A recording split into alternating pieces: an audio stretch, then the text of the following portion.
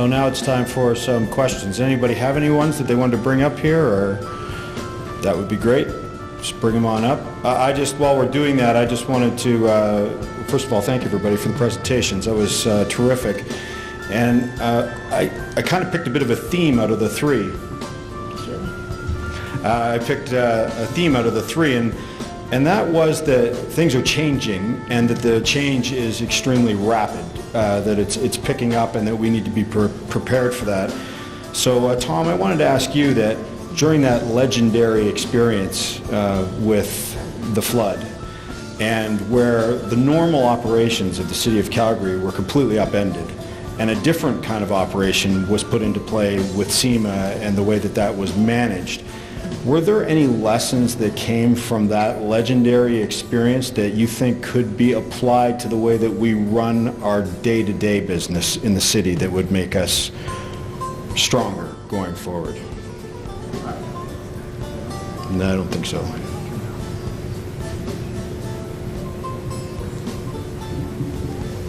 I can give you this one.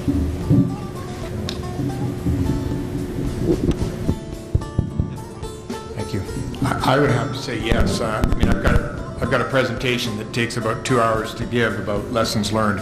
But if I could encapsulate it in one thing, I'd say, and this is to quote a LA fire captain, and his statement was, "We can no longer afford to work at the speed of government."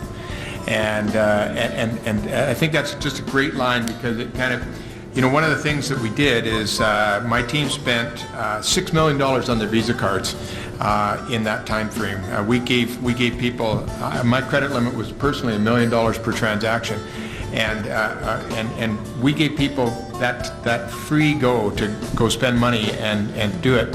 The audit report showed that we did two things that were wrong in $6 million worth of expenditures. We bought something and somebody took air miles for it when they did it. Shouldn't have done that. And somebody else paid for a speeding ticket, which I hope that they were speeding to get somewhere to help someone. And so those things were wrong, I acknowledge that. But I think what we saw was we were able to move faster as a city than we'd ever moved before in a whole host of ways. And we were able to facilitate the community through the establishment of a bunch of community support centers that we'd never done before. And so I think it's that whole thing of we can't afford to work at the speed of government any longer. So that's what I would say was a big learning. Very interesting, because even the Visa card example, you're talking about the controls that we normally talk about being in place and feel are so necessary. Those are things we could be looking at. Yeah, and don't get me wrong, we also spent some other, we spent a lot of other money, and the audit report showed, I think the audit report showed that there was $120,000 of things that weren't accounted for. Well, we actually know what happened to the materials. They went to all our partners that we called in. So we had Edmonton and we had Vancouver, and when the dust settled, we couldn't sort out whose hoses or whose pumps were whose, and we know we lost some stuff, and that's okay. I don't mean to sound flippant on that. That's a lot of money, and I can't give you that money back. But when you think that you had at least a $500 million response just in there, to lose $120,000, yeah, it's not worth all the controls. And so we have to figure out how to do that faster, better, and smarter. I mean, I sometimes cringe whenever I go traveling, because someone's going to book my airline ticket. It's going to be really expensive, but if I do it myself, it's so much cheaper. So anyway. Interesting. All right, thanks for that. Katherine, on the same theme, you mentioned, for instance, how with respect to spontaneous volunteering and that sort of thing, that things are changing there, like the way that we were used to seeing the volunteer experience go is changing. So along the same lines, is it possible that the structure of a lot of voluntary organizations, volunteer-based organizations, is falling out of step with the demands of the way that people want to interact with volunteer organizations and the actual results that everybody's looking for on the ground? Is there an evolution that needs to be taking place there? Oh, that's a really good question. It's really challenging, because you don't want to discourage people from being engaged in their community and giving time. And when I reflect on my own life and the people who are close to me, it's very evident that most people don't have huge amounts of time left over at the end of doing all the things that they're doing if they're working and if they have a family or whatever. So how do you fit those opportunities and how do you shape the work to meet the needs and the time that's available on the part of the people who want to get engaged and volunteer? Yet for many organizations there are other realities. One of my daughters is I was going to say she's a big brother. Well, she has a little brother, so she's a big sister. Those kinds of programs are based on regular interactions. So you need to have a commitment. If you're running a nursing home, or if you're providing Meals on Wheels, there are any number of activities where you need to have a reliable source of volunteers. And so organizations, I think, are really, I was going to say struggling. They're striving to figure out how to balance the needs of delivering the services with the really changing expectations on the part of the people who are volunteering. And are the organizations out of step? I don't know. Might need some backbone organizations to help them figure that out. Well, I don't think they're necessarily out of step. I think we're just, as Tom's saying, we're going through periods of change and things are evolving, and it will probably stabilize at some new normal, but we're not there yet. Okay, thank you.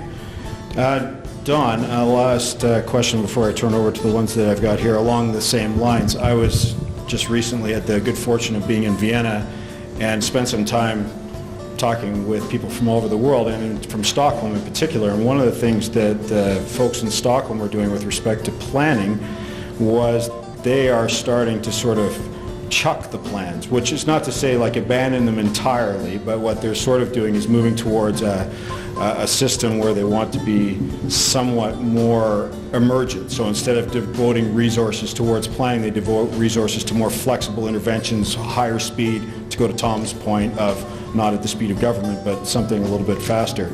So just wanted your thoughts kind of on that balance between the planning and the execution in a big municipality. You could have given me some warning you're going to ask me a question like that. Well, I think the context I presume the Stockholm thinking is more European context, and a lot of European cities are mature and they're well established, and there's not a lot of opportunity to grow on the outside, whereas in Calgary we can grow forever, at least all the way to the Rocky Mountains, and so we're not nearly as constrained. We are, as I said in the plan, trying to do both, grow on the outside and grow on the inside. I think you can be more spontaneous with communities and work with communities where they exist, but obviously on the outside there is no community to work with. It's all brand new. So, but that's challenging. It's very challenging. We know that from history. We get Not in My Backyard was invented around transportation projects, and continues to be a challenge. And you've heard about urban parks and pop-up patios and pop-up parks. Those kinds of things we are seeing more and more of. I think they're fantastic, and those are often done with very little money. They include the communities, so they are truly a part of the whatever improvement is happening. So it is changing, and we are getting better at that. Admittedly, we rely on the plans and the big stuff, but we're also at the same time getting better at the smaller, more nimble, quicker projects that are truly engaging communities in a real way. Yeah, I mean, it's a significant point that this is a city that's still rapidly expanding. Yeah. I don't know if maybe we'll go one time Banff will just be like a stop on the LRT line then. No comment. No comments. Okay. It's not in any of the plans. All right. Let's move on to a couple of the other questions. So, Tom, could you maybe speak to how SEMA, the Red Cross, and other organizations, or even the public, can practice for a disaster? So, in other words, is there some value in practicing for disaster? And if there is, in 30 seconds, can you tell us how you do it? 30 seconds. Okay, 40. If you look at what we did, we ran fire exercises. We had done train exercises with bridges, trains coming off bridges. We'd done flooding. We'd done a zoo exercise. And so when the flood came, we actually just took all of those things that we'd exercised on and put them all together. I would argue that a family can do that too. So we have a household emergency action plan, and individuals can take a household emergency action plan, sit down with their kids and decide who their out-of-town contacts are, who their in-town contacts are, have kids understand where they can go if they can't go home, and in essence create a family emergency plan. It's really simple. There's a guide to do it. So yes, we can do it, and I think one of the things is that if you don't, it's not one of those plans you change a lot. Everybody knows who they're going to call when there's a problem, and so you see things just like the little funnel clouds that we had come over Calgary. There was a lot of panic because Environment Canada said the funnel cloud was on the ground. It was a tornado, and in fact it wasn't. And we were trying to break that myth as quickly as possible. But in the interim, there are a lot of parents scrambling to try and figure out how to call their kids' school, how to do this, how to do that. And if they had a family emergency plan, they would have known where their kids were going, and they would have asked their school what their plan was and how they were going to handle it. Okay, thanks. Right, Katherine. I guess anybody could jump in on this stuff, but I just have a few here that sort of fall into the same category, which is that what are the thoughts that not-for-profit organizations exist because of failures in the formal system? So, in other words, government, I'm assuming, is one of those formal systems that the people are referring to when they ask that, but I've got a few here that sort of dance around the same issue. What are the thoughts around that idea that that's what nonprofits do? And in that case, if the nonprofit sector were to disappear, how would the slack be taken up, so to speak? It's an interesting comment. I'm sure that there are organizations that exist precisely for that reason. And historically, I mean, if there hospitals, when religious organizations used to start hospitals in order to provide health care for people, there wasn't governments were pretty modest at that time, and it was the response of individuals or communities of individuals to respond to the needs within their community. So whether it was orphanages or the need for health care or whatever. When I look at, but I think it's too narrow a frame to look at the charitable and not-for-profit sector in our country. I often have the question when I'm often somewhat reluctant to even share how many organizations there are, because one of the questions that stimulates is comments about, my gosh, there are way too many. Why don't these organizations all kind of get together? But it's actually, I think, a reflection of the fact that we live in a free society. And one of our real freedoms is the opportunity to organize and get together with other people with whom we share a common interest or common cause. And that's not always a cause or an interest that responds to a need or a deficit within a community. It's people who decide that they like gardening, and so they form a horticultural society, or they like skiing or getting out into the mountains and going hiking, and so they form a group with which they can do things with other people with whom they share that interest. I don't think those are the kinds of activities that we expect government or the formal system to pick up. So I think there's a large number of organizations that are faith-based. It's not really a function of a formal system or a government. So is it a failure? I think oftentimes these organizations identify needs that then may be supported financially, not always in terms of direct service delivery by governments or by other people, by support from corporations or private individuals. So I don't see it as being a system failure as much as I think it's just a profound and really effective way of engaging people in a positive sense to take ownership for things in their community. Okay, thanks. Well, that's good. When you get applause on a question, that's really good. Time to go. All right, so Don, I have one for you, and then one last question I'm going to pick that kind of applies to everybody. Somebody's mentioning that one of the last updates with respect to Calgary Transit, there was this talk about, and I know that this has been an issue that the city's been looking at for a while, the ability to buy tickets for travel on Calgary Transit with smartphone applications, ways of integrating sort of that technology everybody's carrying around as a way of improving the convenience for the future system of mass transit. Any thoughts on that or updates? Well, in terms of updates, well, number one, absolutely.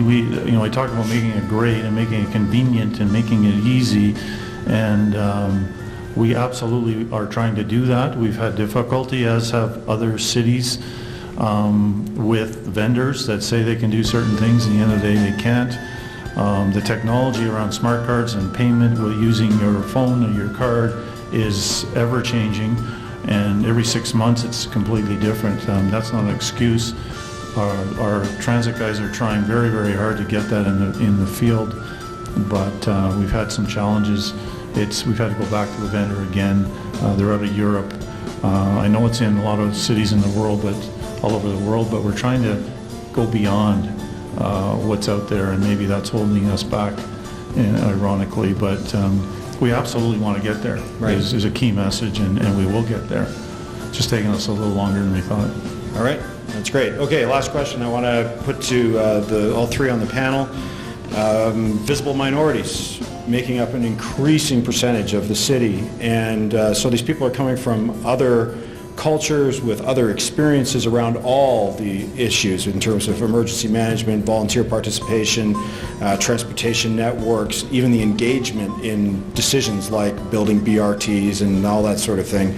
So is there something that needs to be done that's different, or is there some approach that needs to be taken in terms of engaging with these kinds of communities that are growing in our city? And in a fairly short period of time, it's probably going to result in a significant percentage change in the basic demographic makeup of Calgary. So whoever wants to go for that, go for it. Okay, well, I think a huge part of what we're trying to do is give people those choices. And the choices that we're trying to give people, walking, cycling, transit, auto, not everyone can do those things, especially auto. You have to have a certain income and a certain ability, whereas walking and cycling and transit are virtually open to everyone.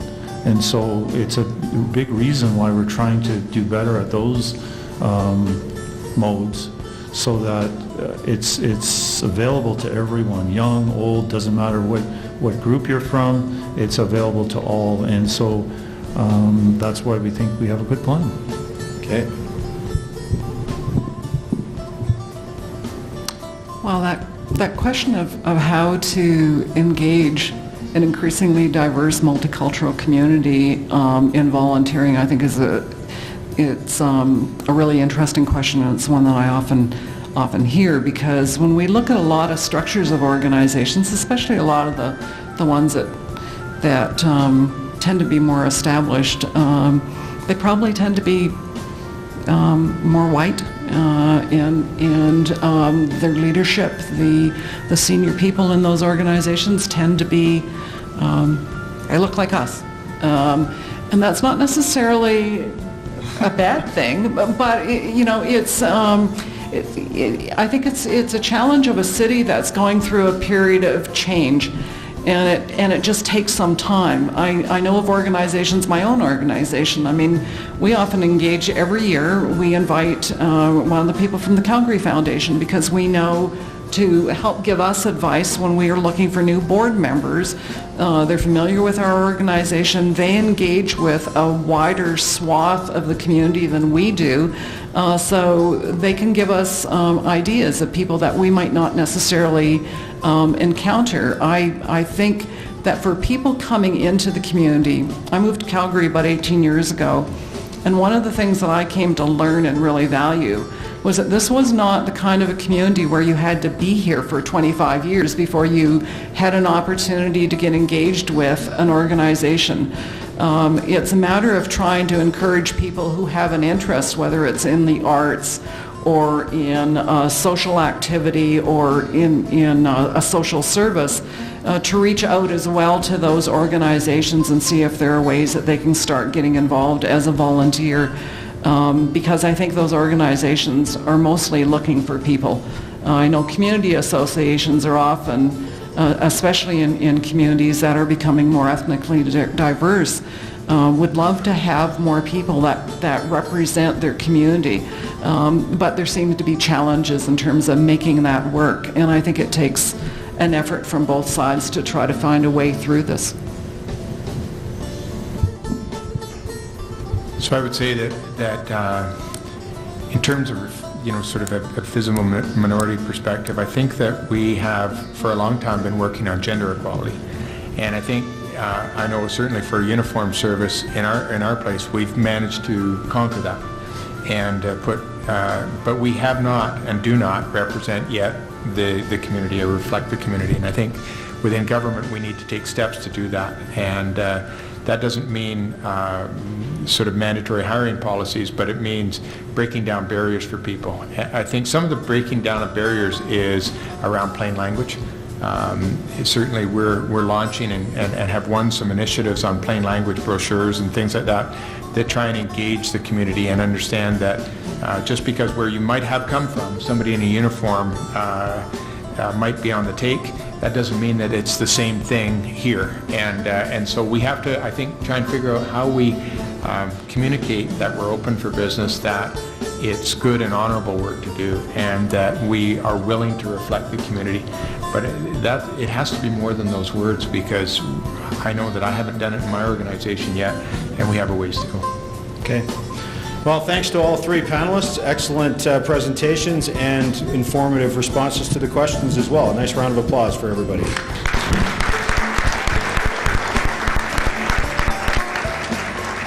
Malik, you're back up.